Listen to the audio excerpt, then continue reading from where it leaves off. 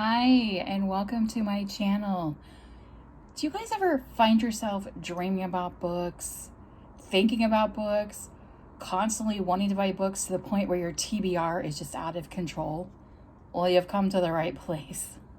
My name is Tracy, and I'm a book addict. I read everything from true crime to psychological thrillers to classics to horror to history. You name it, I will probably read it. Let me adjust my light here. Hold on just one second.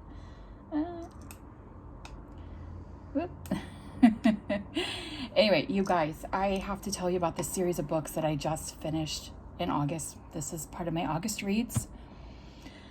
Let me tell you, oh my gosh, it was a lot of WTF moments, a lot of, oh my gosh, I did not see that coming. What? You all, this book, holy crap. This, oh my gosh, I kept going, what's in the box? 7. It reminded me a lot of 7, with the little boxes, with the black string that the 4MK killer leaves as his modus operandi or MO or signature. This book starts out with a detective that has been working this case called the 4MK or 4 Monkey killer case. It's a serial killer who targets people, he kills them, and before that, though, he keeps them alive for a while, and he sends relatives little tokens of the person in these white boxes with a black string. Then the person's body is found.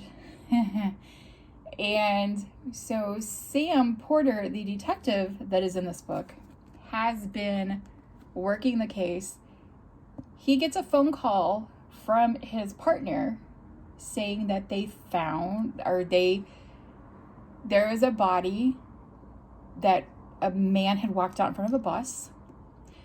And he's like, well, a guy walked out in front of the bus, why are you calling me in? I have nothing to do with that. And he's like, well, you might want to get here because we think it's someone tied with the 4K. So he shows up, he's looking around, and he finds a white box with a black string.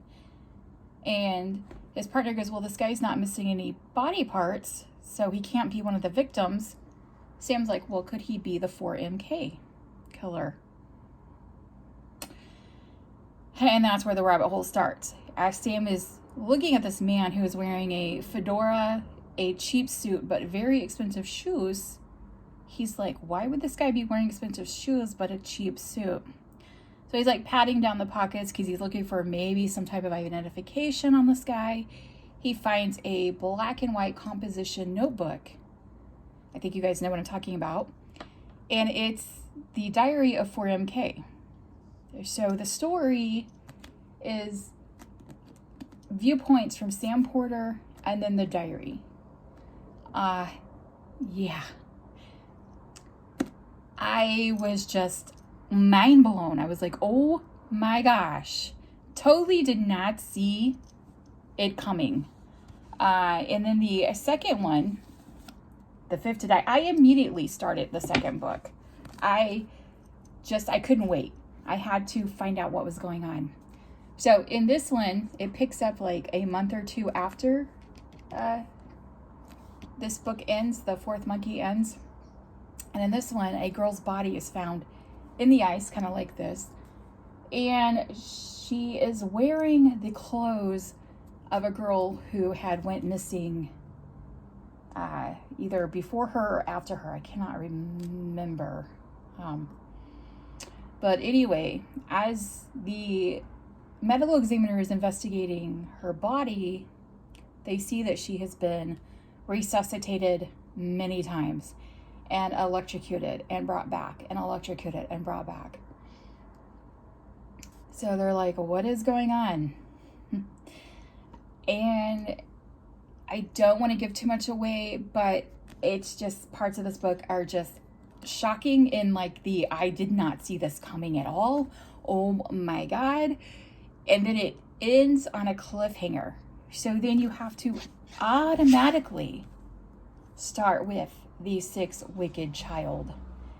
This is the third book in the series. This is the one that wraps it all up. It too also kind of ends on a cliffhanger, but not quite, because J.D. Barker, you liked my review of this book. Please write a fourth book or give a blurb about what Sam is doing now, what happened to him after the events of this book. Like, please. Oh my goodness, this book, this whole series was just a 5-star read for me.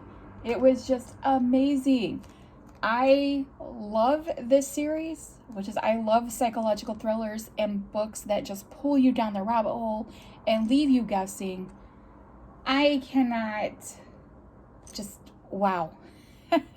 I cannot stop thinking about these series of books. Like, wow, this guy that wrote this series is just a genius. If you please go check him out. I highly recommend it. He even liked my review on Goodreads of this book. I just, wow. Yeah, these are very chunky books. I like big, thick, chunky books. So then my next read. So I got into all the, I bought into all the hype. I shouldn't say I bought into all the hype. I've been seeing this book everywhere, and I know I am behind because I mostly read true crime growing up and such, and for the longest time that's all I would read is true crime. So I have a lot of catching up to do, and my TBR is massive. I am a book buyer. I am a book addict. I think my TBR right now has over 1,500 books. Yeah. So I started reading YA, and I started with A Court of Thorns and Roses by Sarah J. Maas. I did not go into this book expecting it to be great. I was thinking maybe a 3-star read for me. I actually gave it 4 stars. I liked the story. I liked how it flowed. I liked how Freya's character was at the beginning. She was strong. She provided for her family. It kind of reminded me a little bit of Beauty and the Beast for some reason. So I was definitely surprised by how well I liked this book. Was it my favorite? No. Was it good to read maybe 1 time, maybe 2 times? Yes. I did buy all of the series in this, I did buy the books in this series. So my second, then I started reading A Court of Mist and Fury. This one is not as good as A Court of Thorns and Roses. I am just like, what happened to Freya? I mean, I know that there were some traumatic events that happened to her in the first book, and she is trying to heal from that trauma. But it's like, wait a minute, is this the same person that was in the first book? I mean, what happened to her? I feel like some of the other reviewers that said they just wanted to yeet her out, that Tamlin should just yeet her to the street. I'm not really liking Tamlin. My favorite character in this book so far is Rysand. I kind of like a bad boy. Yeah. So I'm just 148 pages in. I haven't really read a whole lot. I've only read 4 books so far this month. Back in June, I had something happen to me, to my family, and I just haven't felt like reading until now. So I'm getting back into reading, and thank you, J.D. Barker, for this series. It got me wanting to read again. So yeah. I don't know what to think about this book. I really don't. I'm just going to keep pushing through. Hopefully it gets better. If it does or doesn't, would you guys let me know down in comments, please? Because I am just, I don't know. I don't know if I should DNF it or keep trying. I did, like I said, buy the other books in the series. All right, so far those are my August reads. I cannot wait for fall. Actually, I think I'm going to start reading my horror novels. I have a bunch of horror novels that I have compiled that I want to start reading in September. And I will do a video on those, my next video. And then I did read Stalking Jack the Ripper by Carrie Maniscalco. Sorry if I butchered your last name, Carrie. But I really like fiction about Jack the Ripper, so I found a bunch of books that tie into all that, and I will talk about those in my third video. Anyway, guys, I hope that you enjoyed my review of these. For now, I will talk to you later, and please keep reading. Bye, guys.